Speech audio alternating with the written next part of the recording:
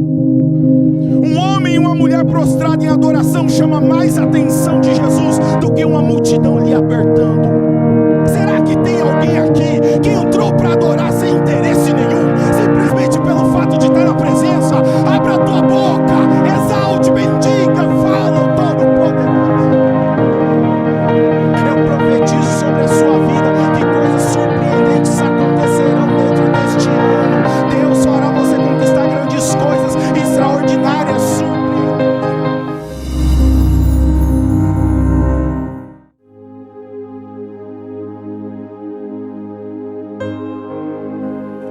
Meus queridos, recebam a paz do Senhor Jesus. Vamos abrir as nossas Bíblias na Epístola de Paulo aos Romanos, capítulo de número 8, o versículo de número 35. Deus é bom, sabe o que faz e sempre tem razão. Este texto é um texto muito interessante, onde aborda um dos temas mais centrais da vida cristã, sobre o amor de Deus. Romanos capítulo 8, versículo de número 35, diz assim a palavra do Senhor: quem nos separará do amor de Cristo? A tribulação, ou a angústia, ou a perseguição, ou a fome, ou a nudez, ou o perigo, ou a espada? Versículo 38 diz: porque estou certo de que nem a morte, nem a vida, nem os anjos, nem os principados, nem as potestades, nem o presente, nem o porvir, nem a altura, nem a profundidade, nem alguma outra criatura nos poderá separar do amor de Deus que está em Cristo Jesus, nosso Senhor. É interessante que esse livro foi escrito, o autor dele é o apóstolo Paulo, quando ele estava na sua terceira viagem missionária, mais ou menos no ano 57 depois de Cristo, quando estava hospedado na casa de Gaio, lá em Corinto. É interessante que Paulo ele ditava e o seu auxiliar Tércio escrevia. No período que Paulo estava escrevendo esta carta, esta epístola, ele planejava voltar a Jerusalém para o dia de Pentecostes, por volta do ano 58 depois de Cristo. Paulo, ele escreve esta epístola que contém 16 capítulos, 432 versículos, que é de suma importância para a vida cristã, e ele aborda alguns propósitos neste livro. Primeiro, de acabar com os boatos falsos e negativos a respeito da sua mensagem e da sua teologia, e o segundo, de corrigir alguns problemas causados por algumas atitudes erradas dos judeus e também dos gentios naquele período de tempo.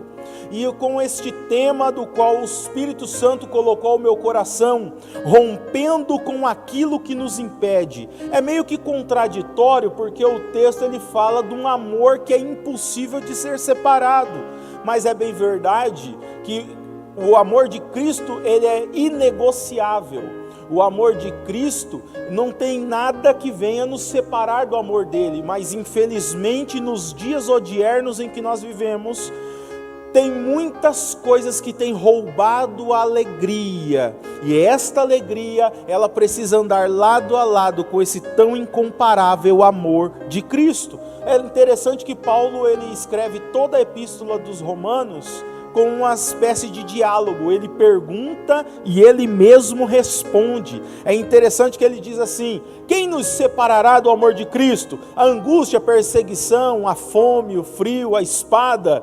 E aí ele mesmo responde dizendo: nenhuma outra criatura nos poderá separar do amor de Deus. Mas existem algumas coisas que nos impedem de receber as nossas bênçãos, as vitórias, promessas que Deus tem para nos abençoar, promessas que Ele mesmo fez para entregar a cada um de nós.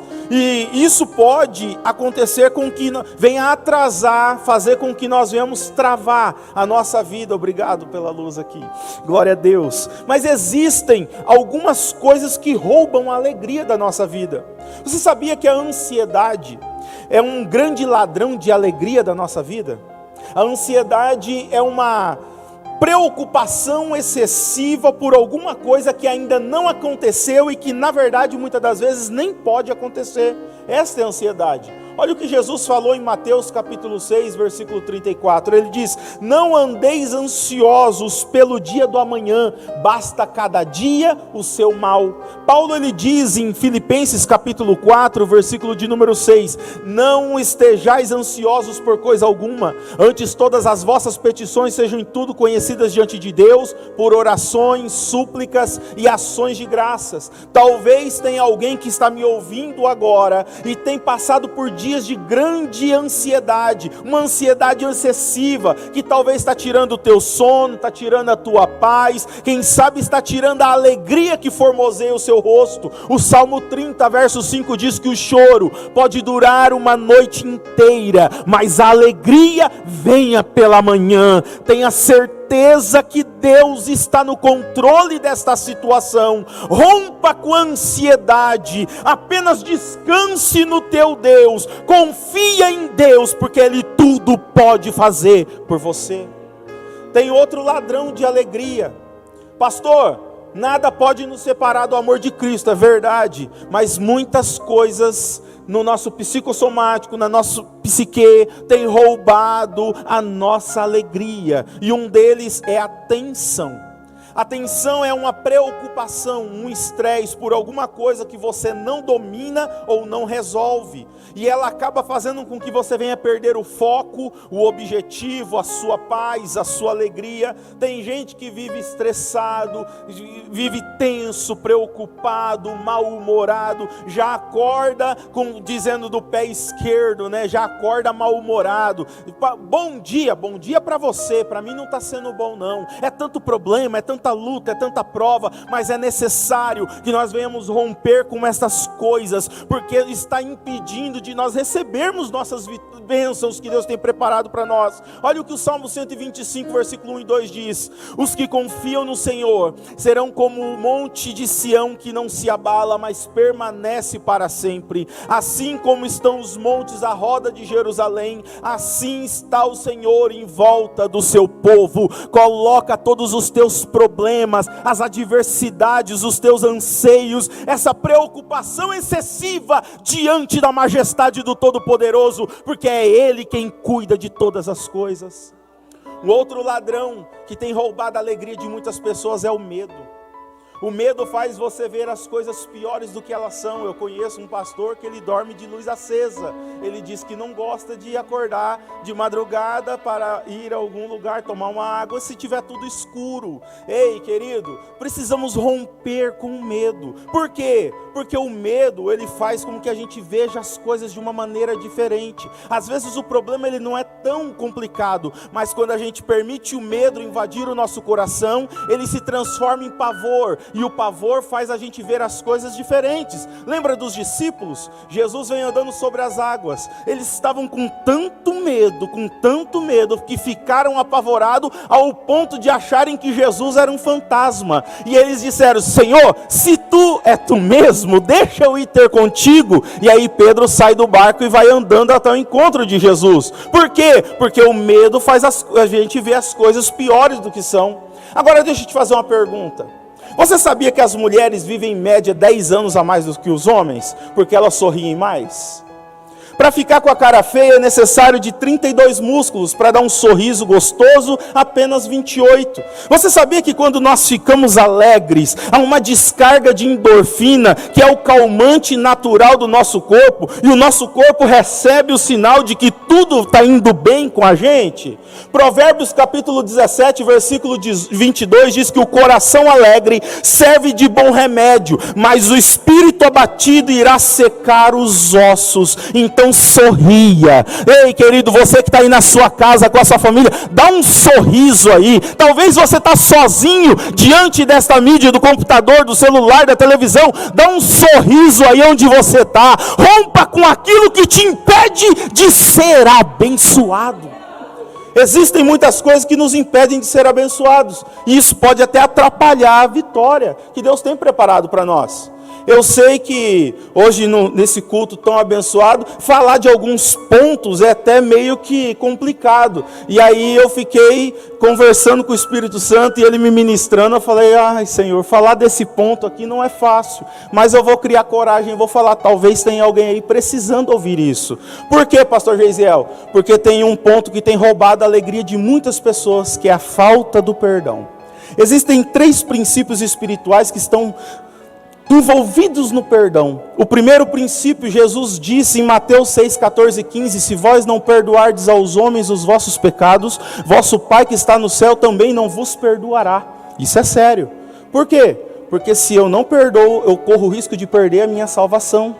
Se eu não liberar perdão para quem me faz mal, para quem me ofende, Deus também não me perdoa. Tem muitas pessoas enganadas, porque eles acham assim, não, eu estou fazendo a minha parte, eu perdoei, só que é o seguinte, é ele lá e eu aqui, eu perdoo, mas se ele estiver andando pelo mesmo lado da rua, eu vou atravessar para o outro lado. É o seguinte, então falarmos disso é muito interessante, mas por que você está dizendo isso? Não estou falando de perdão por aquele que não te deu a paz do Senhor, eu não estou falando de perdão sobre aquela pessoa que pisou no seu calo, eu estou falando de liberar perdão para aquela pessoa que te judiou na infância, aquele pai violento que te espancava, aquele sócio que muitos anos atrás roubou tudo que você tinha, para aquela pessoa que inventou uma calúnia muitos anos atrás, para aquela pessoa usada por Satanás que tentou destruir a tua família, e muitas das vezes quando você lembra da situação, é como se estivesse acontecendo naquele exato momento. E isso é muito prejudicial. Por quê? Porque às vezes nós estamos na igreja, nós adoramos a Deus, glorificamos a Deus, mas quando lembramos daquele fato passado, é como se ele estivesse acontecendo novamente diante de nós. O segundo princípio relacionado ao perdão, Paulo ele diz assim, 2 Coríntios 2, 10 e 11, a quem vós perdoardes, eu também. Faço isso na presença de Cristo para que não sejamos vencidos por Satanás, pois não desconhecemos os seus ardis. Olha o que Paulo está dizendo. Quando nós não perdoamos, nós damos legalidade para Satanás agir contra nós. Isso é muito prejudicial. Por quê? O inimigo ele pode agir contra a vida de um justo? Não, de forma alguma. Porém, se eu der legalidade, aí eu estou dando uma brecha para ele entrar na minha casa, no meu casamento, na minha família. Às vezes não entendemos o porquê que algumas coisas estão acontecendo, e aí hoje Deus está ministrando ao teu coração que é necessário liberar perdão em alguma área da tua vida. O terceiro princípio sobre a questão do perdão, 1 de João capítulo 4, versículo 20 diz, se nós não perdoarmos, se nós não amamos a quem nós vemos, como é que nós podemos amar a Deus a quem não vemos? Isso aqui é interessante. Sabe o que ele está dizendo? É que o amor, ele é o guarda-chuva do perdão, da misericórdia e da compaixão. Como é que a pessoa pode dizer que ama a Deus se não consegue perdoar, liberar perdão? Pastor Geisiel, como que você está querendo dizer isso? A manifestação, como é que eu provo que eu amo a Deus? Quando eu libero perdão ao meu irmão. Porque se eu amo a Deus, primeiro eu preciso amar o meu irmão. Então a pessoa ela precisa liberar perdão.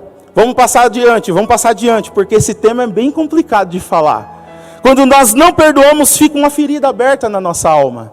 Parece que está faltando alguma coisa, e isso tem estragado, tem colocado muitas pessoas no seu estado emocional de uma forma complicada. O nosso estado emocional fica fragilizado. Muitas das vezes nós lembramos do fato como se ele estivesse acontecendo na hora, e quando nós não perdoamos, nós ficamos travados naquela situação. Mas se nós perdoarmos, nós desvencilhamos do problema, e o maior beneficiado sou eu e sou você. Então, querido, perdoe e derrote Satanás. Perdoe, Deus te perdoa. Perdoe, Deus começa a curar almas. Eu quero ser profeta de Deus para a tua vida, aí aonde você está, a tua alma possa receber o bálsamo de Deus. Eu quero dizer para ti que se ainda há feridas abertas na tua alma, em nome de Jesus Cristo, através do Espírito Santo, aí aonde você está, possa fechar feridas e o nome do Senhor ser glorificado.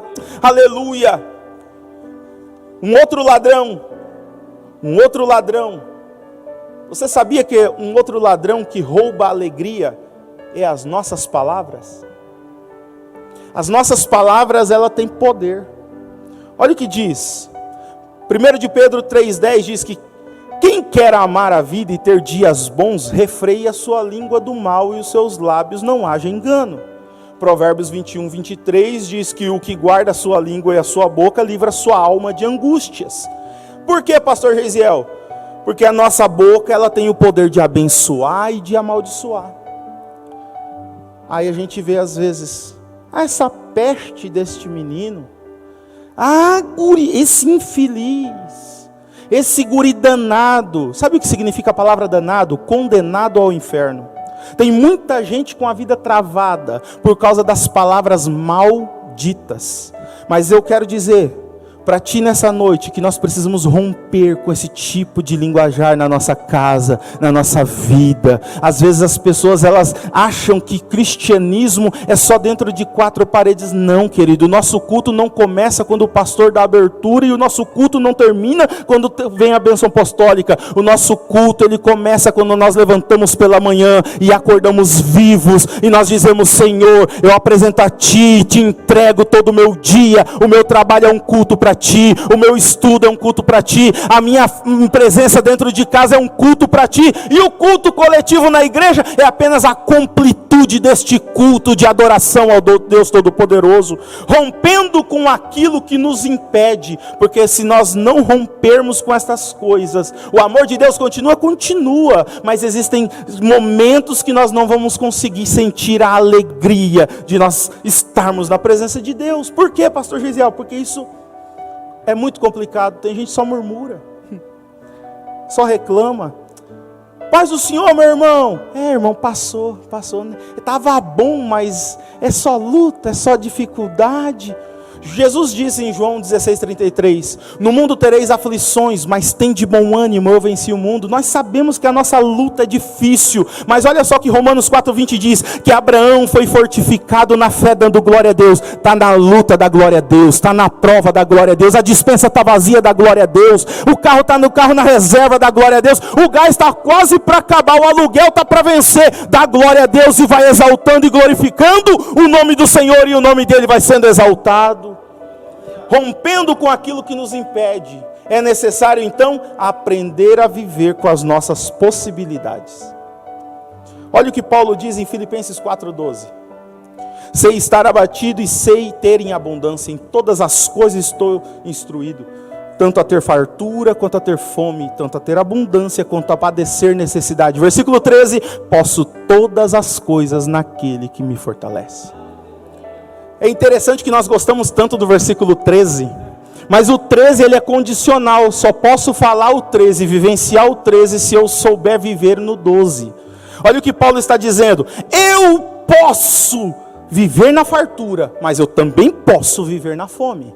Olha o que Paulo está dizendo: eu posso viver na abundância, mas eu também posso viver na escassez. Nada vai mudar o meu caráter, nada vai mudar o meu relacionamento com Deus. Aí sim eu posso dizer: posso todas as coisas naquele que me fortalece. 1 Tessalonicenses capítulo 4, versículo 11 diz: procureis viver quietos, e tratar os vossos negócios e trabalhar com as vossas próprias mãos. Tem gente que fica comparando a sua vida com a dos outros. Você viu aí? O irmão fulano comprou uma Mercedes. E eu aqui com esse Del Rey 87. Pois é. Será que ele ora mais do que eu? Querido, aprenda a viver com as suas possibilidades. Tem gente que ganha 2.000 e quer viver uma vida de quem ganha 6.000.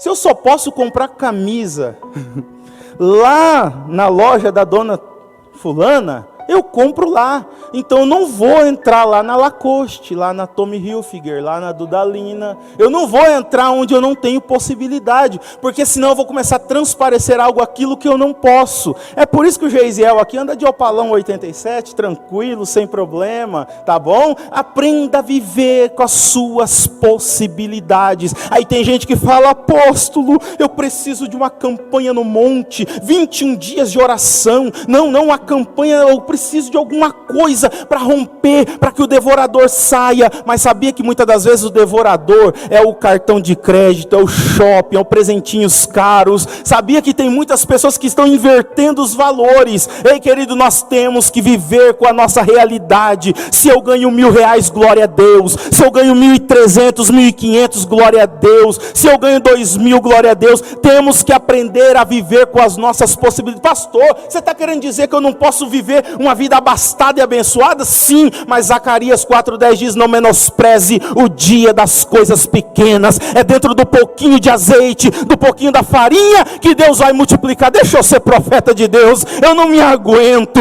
Eu quero profetizar sobre a tua vida, que diante dessa escassez e dificuldade que você está vivendo, é nesse pouquinho que você está vivendo, que Deus vai multiplicar o azeite da tua botija. Recebe o peso dessa palavra sobre a tua vida. Aleluia. Todo o reino de Deus é movido pela lei da semeadura. É interessante porque nem todo mundo gosta da lei da semeadura. Marcos 4:26, o reino de Deus é movido pela lei da semeadura, de um homem que saiu a semear e depois à noite, não sabendo como, frutificou. Gálatas 6:7 diz que tudo aquilo que o homem plantar, isto colherá. O reino de Deus, ele é baseado na lei da semeadura. Pastor, o que você está querendo dizer com isso? Quer receber amor sobre a tua vida? Plante amor. Quer receber perdão? Plante perdão. Quer receber misericórdia? Plante misericórdia. Quer receber prosperidade? Então plante finanças. Precisamos romper com aquilo que nos impede. Pastor, qual que é a receita para mim ser abençoado? O apóstolo já disse aqui: devolva aquilo que não é teu. E também, não só devolvendo aquilo que não é teu, semeie no reino de Deus. Vamos romper com aquilo que nos impede? Então sonhe. O mundo de um cego é determinado pelo limite do seu tato. O mundo de um ignorante é determinado pelo limite do seu conhecimento. O mundo de um grande homem é determinado pelo limite dos seus sonhos. O sonho, ele dá direcionamento à vida. O sonho, ele faz a gente lutar por alguma coisa que vale a pena. Onde é que eu quero chegar? Deixa eu te fazer uma pergunta. Onde é que você quer chegar? Quais são os seus projetos? Eu liderei jovens durante 5 anos. E às vezes eu fazia uma dinâmica com eles e um belo dia eu fui surpreendido. O que você quer ser? Não sei. Qualquer coisa. Deixa a vida levar. O que der. Não, sonhe. Sonhe e ouse sonhar. O que é que você quer construir na sua vida material? E o que é que você quer construir na sua vida espiritual? Qual é o limite dos seus sonhos? Eu tenho 3 conselhos para quem gosta de sonhar.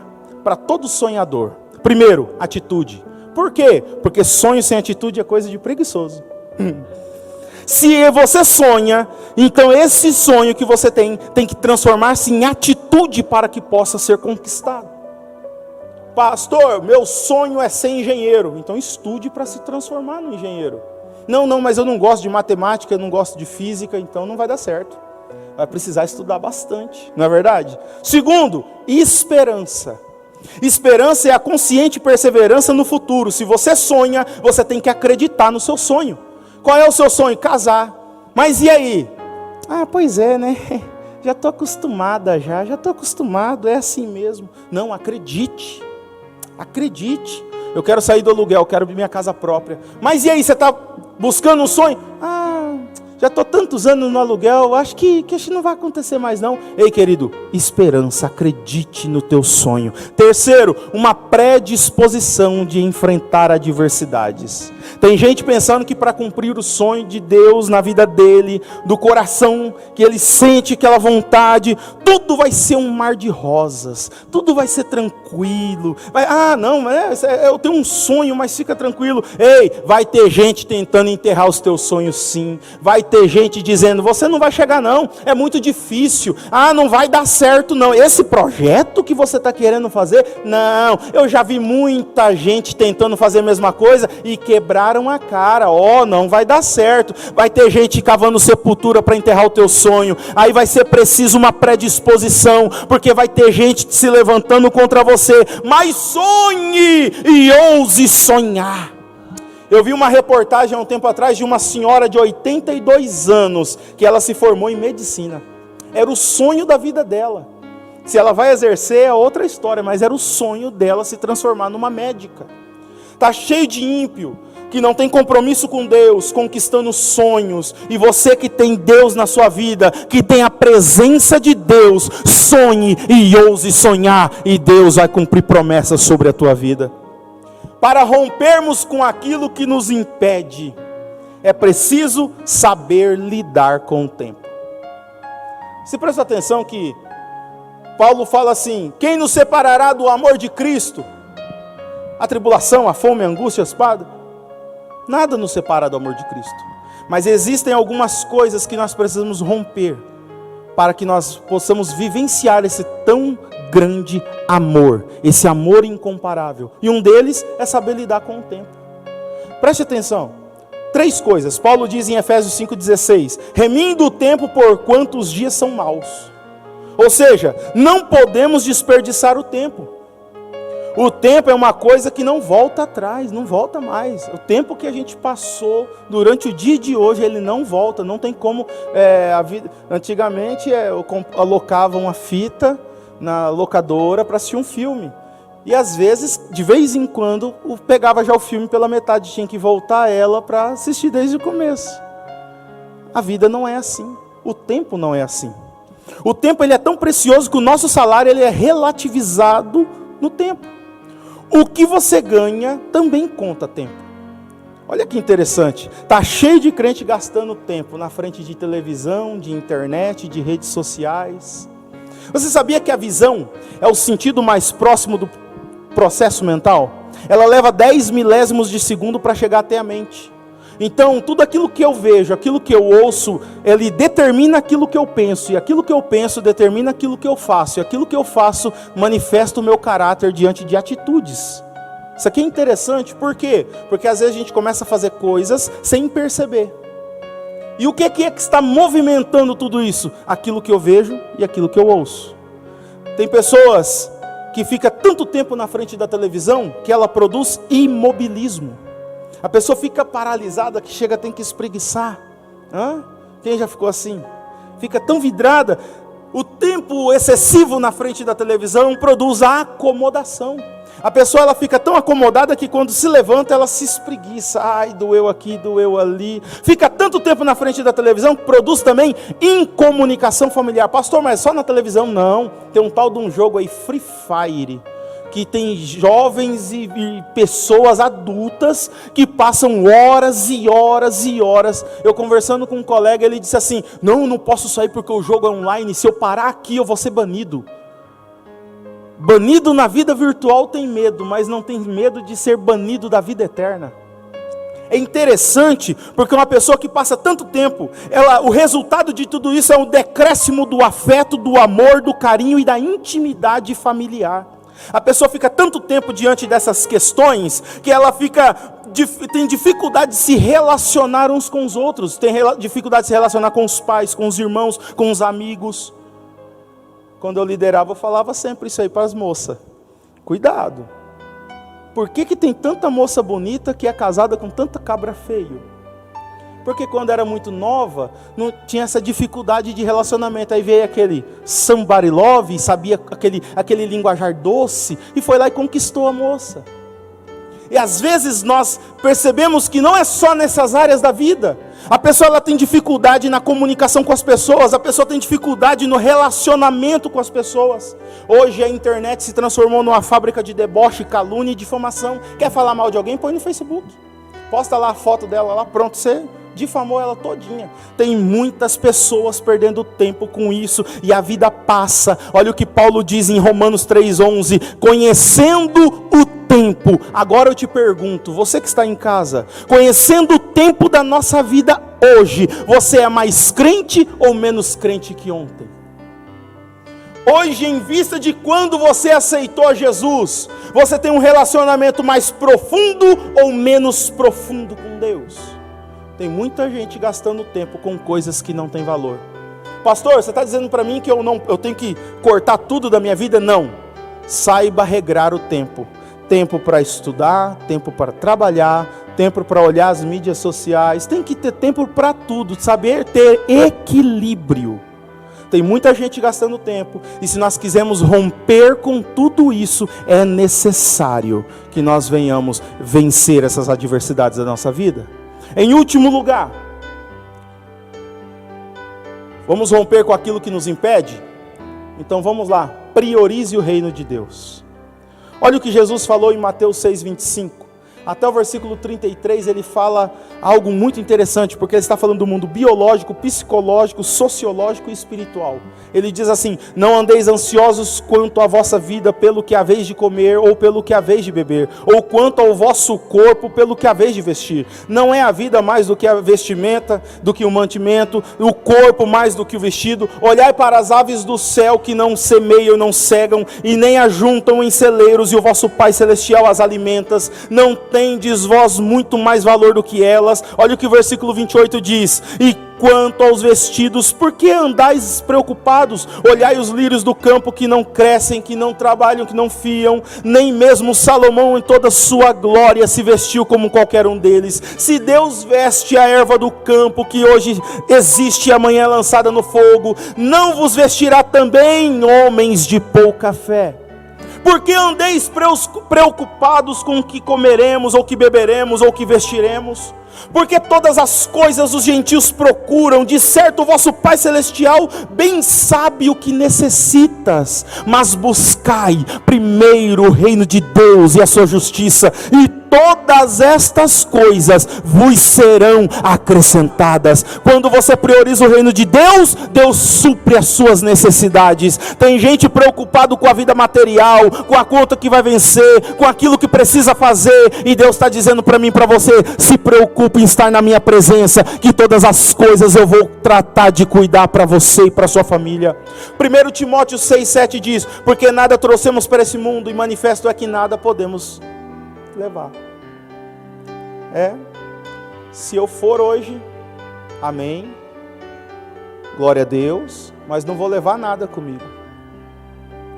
Se nós formos hoje, não tem como levar as joias, as roupas boas, o carro, a moto. E se a gente for, quem ficar vai acabar vendendo, doando, emprestando, queimando tudo aquilo que era nosso antes. Então não vale a pena nós buscarmos as coisas materiais. Eu costumo dizer que tudo isso é bônus. Salmo 49, versículo 16 e 17 diz: não tenha medo daqueles que enriquecem, cuja glória da sua casa aumenta, porque quando morrer nada poderão levar, e nem a sua glória vos acompanhar. Jesus falou em Lucas 12:13 sobre o rico insensato. O cara tinha muita riqueza, muito dinheiro, e ele ouviu uma voz: louco! À noite pedirão a tua alma, e o que tens preparado, para quem será ela? Meus amados, é tempo de nós priorizarmos o reino de Deus. Eu creio que Jesus está às portas. Eu creio que Jesus breve virá buscar a igreja. Não há mais tempo de nós ficarmos focados só nas coisas da terra. Pastor, então como é que eu começo a priorizar o reino de Deus? Então vamos lá, tem gente que já não tem mais tempo de ler a Bíblia. Ah, pastor, eu vou ler a Bíblia e me dá um sono. Eu gosto até de orar, pastor, sabe? Mas dói o joelho, né? Eu não... Então, pastor, faz um tempo que eu não jejuo, que eu não consagro. Querido, busque o reino de Deus em primeiro lugar. Mais oração, jejum, leitura da palavra. Quer ser abençoado? Rompa com essas coisas que te impedem para fazer a obra dele. Nós estamos na metade de 2020. É uma pergunta que primeiro é para mim: Mas uma pergunta introspectiva: quantas almas você já ganhou para Jesus? Não, isso aí é coisa de pastor. Não, ganhar alma é coisa de pastor. Ei, querido, ovelha gera ovelha, pastor apacenta as ovelhas. Então a responsabilidade de ganhar almas é minha e sua. Coloque Deus em primeiro lugar na tua vida. Se Deus não for primeiro lugar na sua vida, Ele não vai aceitar ser segundo, terceiro ou quarto. Ou Ele é o primeiro, ou Ele não é nada. Ou Ele é o primeiro na nossa vida, ou Ele não é nada. Se Deus, Ele está em primeiro lugar na minha vida, então te prepare, querido, para viver os propósitos de Deus sobre a tua vida. Se Deus é primeiro lugar na tua vida, se você tem priorizado o reino de Deus, então te prepare, porque o amor infinito e incomparável vai produzir milagres sobre a sua casa, para a glória do nome dEle. Aleluia! Verdadeiramente nós podemos dizer que nós somos mais do que vencedores. Aí nós começamos a entender o tão incomparável e infinito, ousado amor de Deus manifestos nas nossas vidas. Precisamos romper com aquilo que nos impede. Eu relutei bastante para ministrar essa mensagem. Eu gosto mais daquelas mensagens mais, né?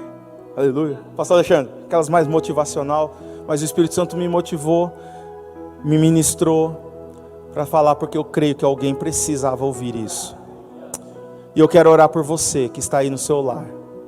Eu quero orar por você que está aí na sua casa, pelo computador, pelo tablet, pelo celular. Eu não sei o que você está vivenciando, eu não sei o que você está passando. Eu não sei o que está te impedindo de viver as promessas de Deus na sua completude. Mas Deus me trouxe aqui, e Deus te colocou aí, porque Ele precisava marcar esse encontro comigo e com você. Esta noite Deus precisava falar aos nossos corações. Então, feche os teus olhos aí onde você está. Eu quero orar então, de outra forma diferente então, né? Além de você que está aí em casa, aqui o Ministério de Louvor e o apóstolo que está conosco, vamos colocar de pé. Aí, glória a Deus.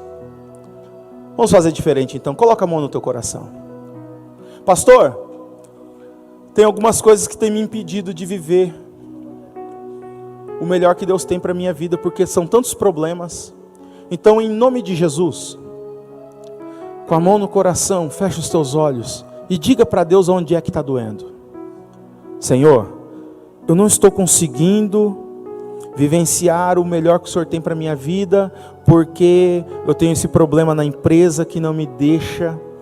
O Senhor tem me abençoado em tantas áreas, mas essa doença, ó Pai querido, eu preciso de cura. Senhor, eu não sei onde está o meu marido, eu não sei onde está o meu filho.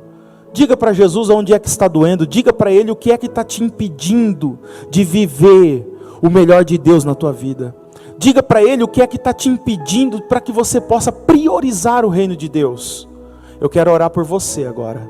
Majestoso Deus, Pai de nosso Senhor e Salvador Jesus Cristo, na Tua presença, Pai, apresentamos a Ti, Senhor, todos os irmãos que aqui estão, e todos aqueles que estão em casa, ó Pai querido, ó Pai eterno e bondoso, pelo YouTube, pelo Facebook, que estão ouvindo, ó Pai querido, esta mensagem. Deus Todo-Poderoso, na autoridade da palavra e do nome de Jesus, ó Pai, eu ministro vitória sobre a vida deles. Pai querido, em nome de Jesus Cristo, Senhor, ó Pai eterno e bondoso, eu ministro, ó Pai querido, sobre a vida dos Teus filhos, portas abertas. Deus bendito, em nome de Jesus Cristo, abre porta onde não tem porta. Meu Deus querido, desata nós, ó Pai querido, no mundo espiritual. Deus eterno e bondoso, no nome de Jesus Cristo, ó Pai querido, eu repreendo esta enfermidade. Enfermidade, sai agora, no nome de Jesus. Deus Todo-Poderoso, se há alguém, Senhor, sentindo dor neste exato momento, entra com providência, restabelecendo a saúde e trazendo, ó Pai querido, cura para a glória do Teu nome. Deus Todo-Poderoso, em nome de Jesus Cristo, eu profetizo para a glória de Ti, ó Deus eterno, que todas as coisas que têm nos impedido, ó Pai querido, de romper rompermos, ó Pai querido, com os problemas psicossomáticos, psicológicos, ó Pai, a ansiedade, o medo, a tensão, ó Pai querido, nos ajuda, nos instrui, nos orienta, para que nós possamos viver o melhor de Ti sobre a face da terra, para a glória do Teu nome. Eu te peço, no nome de Jesus, crendo na vitória, em nome de Jesus, amém. Que Deus abençoe a sua vida, que Deus abençoe a sua casa, que Deus abençoe a sua família, no nome de Jesus, amém.